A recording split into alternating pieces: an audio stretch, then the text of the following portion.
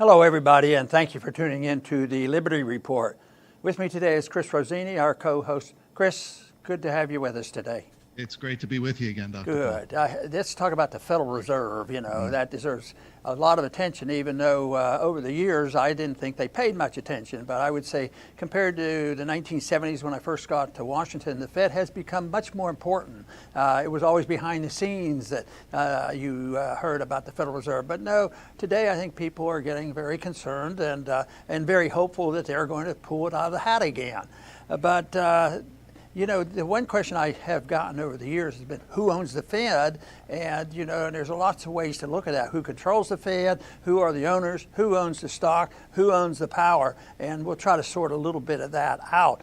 But the unemployment rates are skyrocketing, 40 million people unemployed. The rate is about 20%, 14%, not quite like the 20s percentile like in the Depression.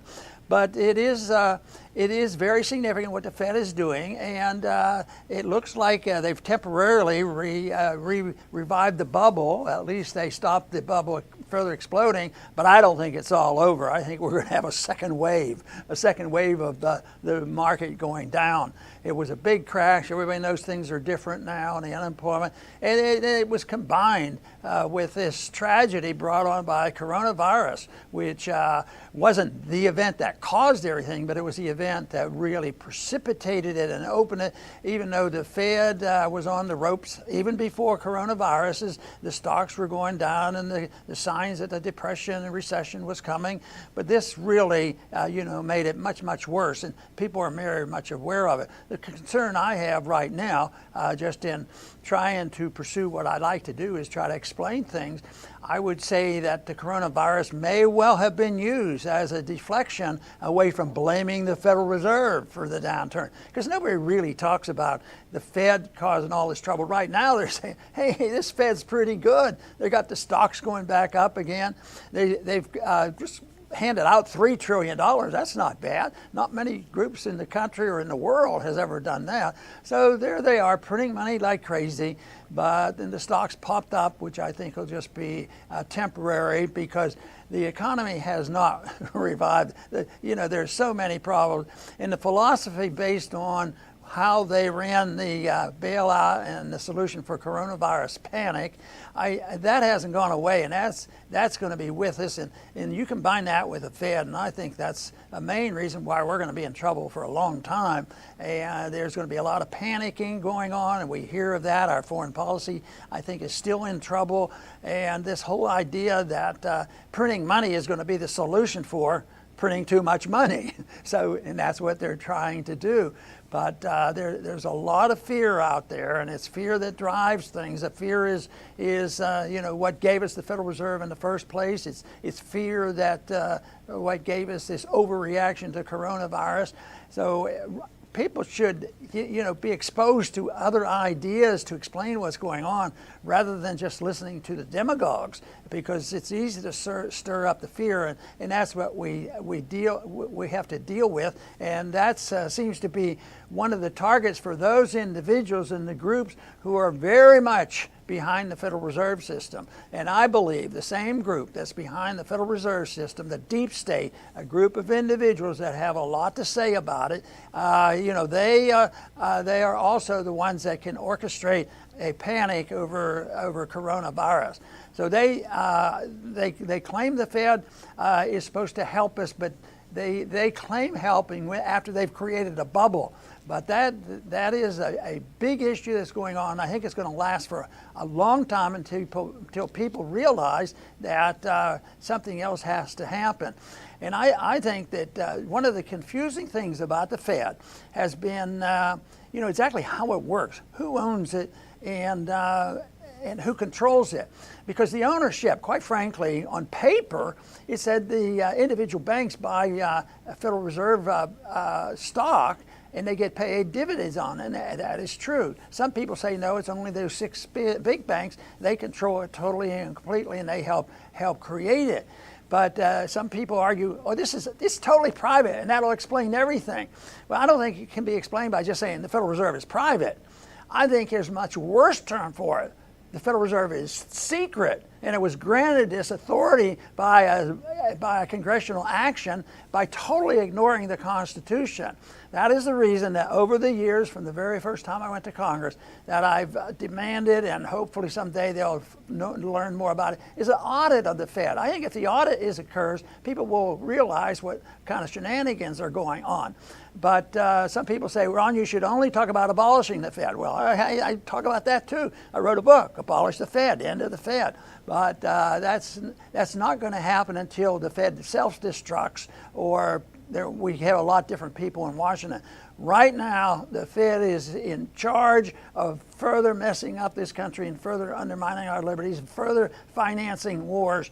So this is a very important issue, and right now we're in the midst of a serious economic downturn, and they have no more thought about what's happening or what to do than the man in the moon. So I think that this is the reason we're getting a lot of attention, Chris, from a lot of our viewers and new viewers, for that matter, on trying to explain how these issues have come about. That's right, Dr. Paul. And the Federal Reserve, as you mentioned, is a critical part of the deep state. You know, I hear those words and see those words and read those words a lot now. So it's a new concept for Americans. But, you know, unaccountable power, it's power 101. You always want to let others do the dirty work for you. You know, if you have a lust for power, the pinnacle is for it to be unaccountable.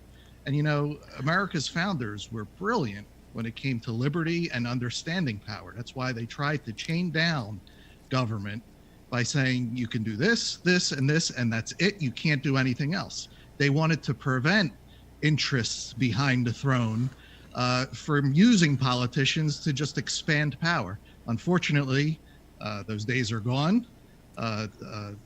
Since 1913, when the Fed was created, it was over since then, which is why we focus on them so much. But, you know, the game is always the same.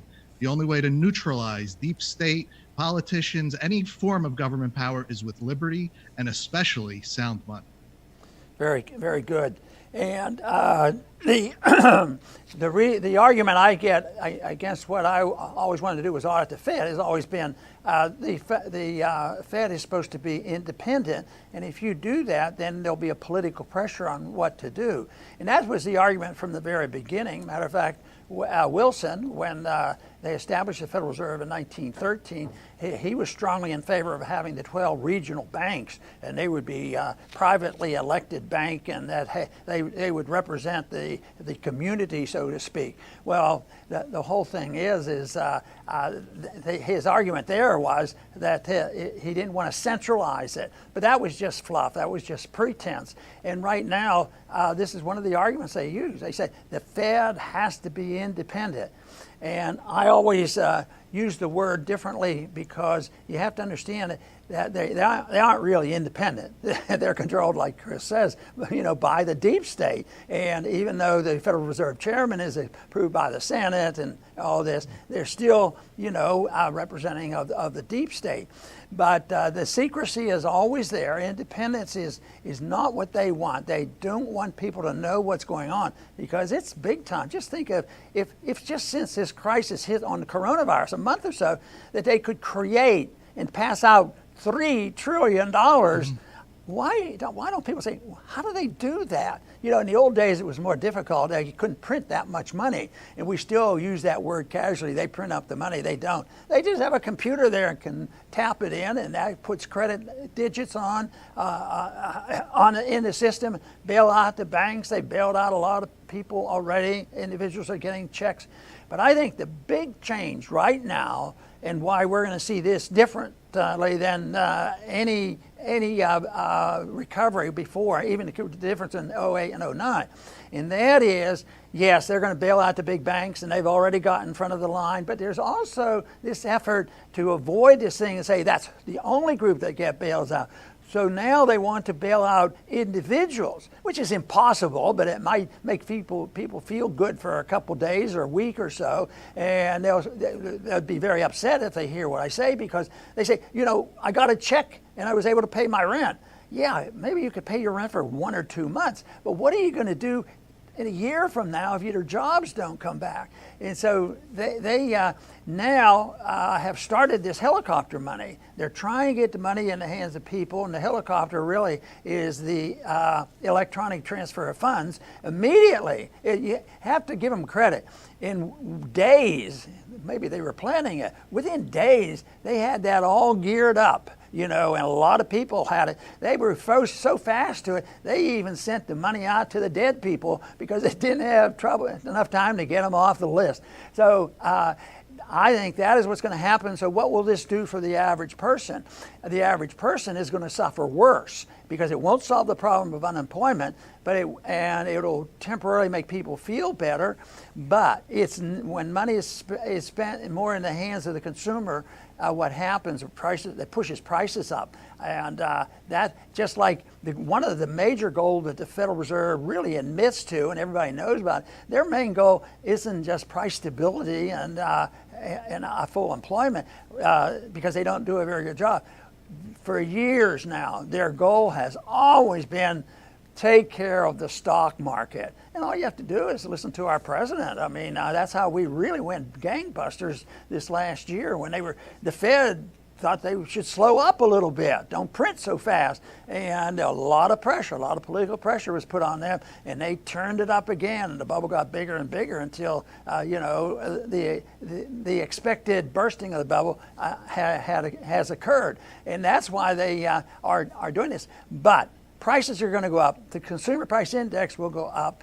It will be eventually, we had stagflation in the 70s. The economy wasn't too healthy, and also there was a lot of inflation, which dumbfounded them. They say, "Oh no, when you have a weak economy, prices are supposed to go down," which is not true at all, because there is such a thing as stagflation, but there's also deflationary depressions, inflationary depressions. Prices are going up, and you have a depression.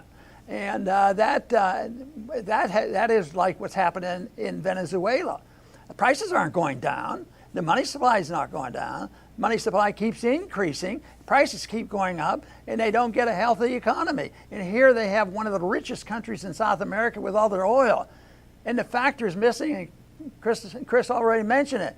You got to solve it with freedom and property rights. That's what does it. And nobody's really talking about this. It's all temporary. It's like an addiction. They need a fix.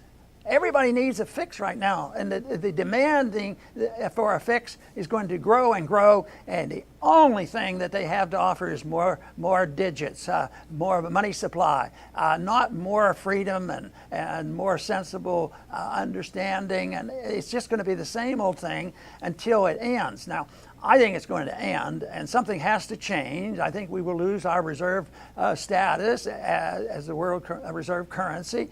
But I always work on trying to get Congress to audit the Fed and do those things. But that's mainly to get attention, because the odds of us seeing a reversal in a legislative fashion of people going to Washington and representing our viewpoint, and all of a sudden, let's audit the Fed this year, and next year we'll get rid of the Fed. It's not going to happen. But the Fed will not continue to exist because it's so ineffective. It's at fault here. It creates problems like this. And then on top of that, what do they facilitate?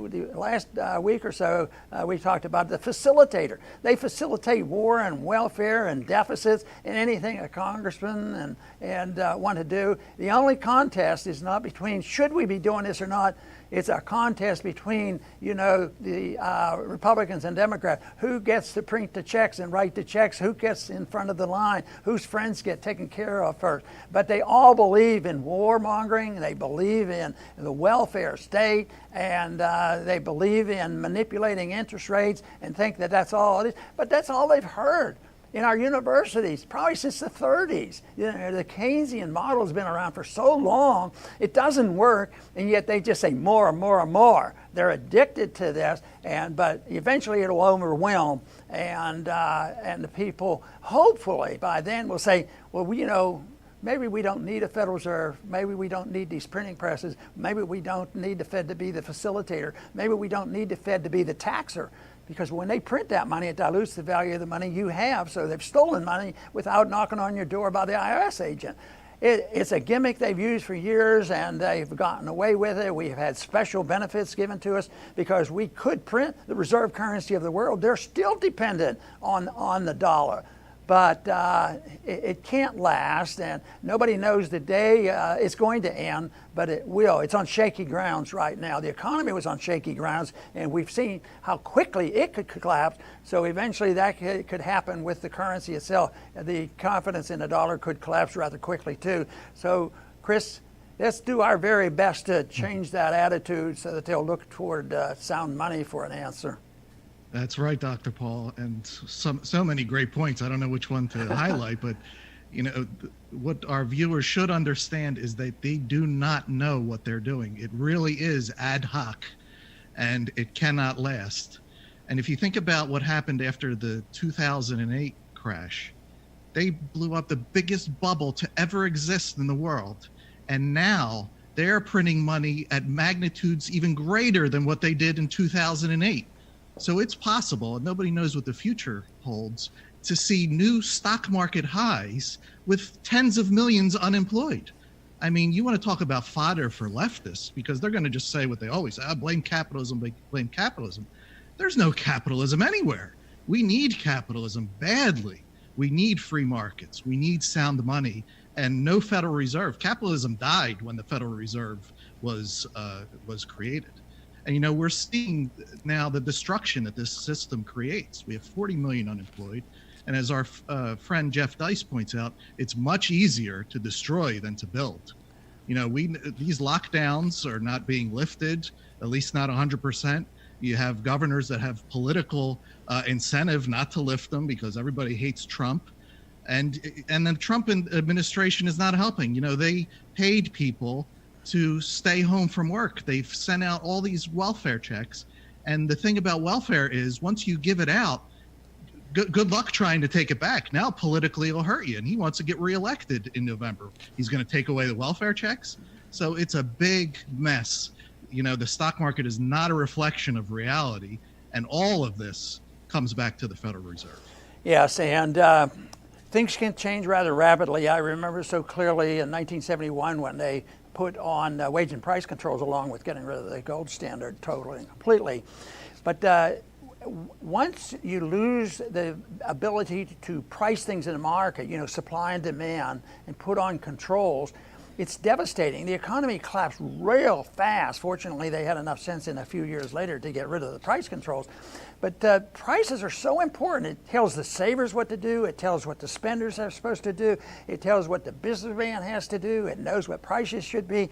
So the freer the market is, this is why putting on sanctions and tariffs and interfering with prices across borders is so bad. Can you imagine what it'd be like to have price controls between 50 states? It would be horrendous. But anyway, the price control is so important. But there is one price that is the most important, and that's the price of money, which is called interest rates.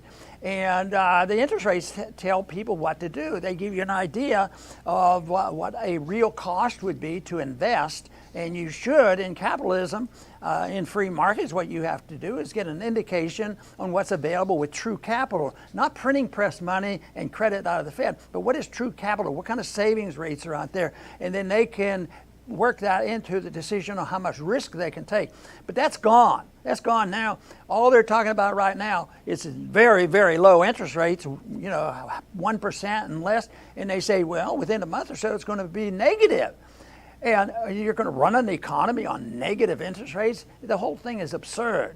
And it's a consequence. It's predictable. It's like it is the addiction. More and more, it doesn't work more and more until you kill the patient.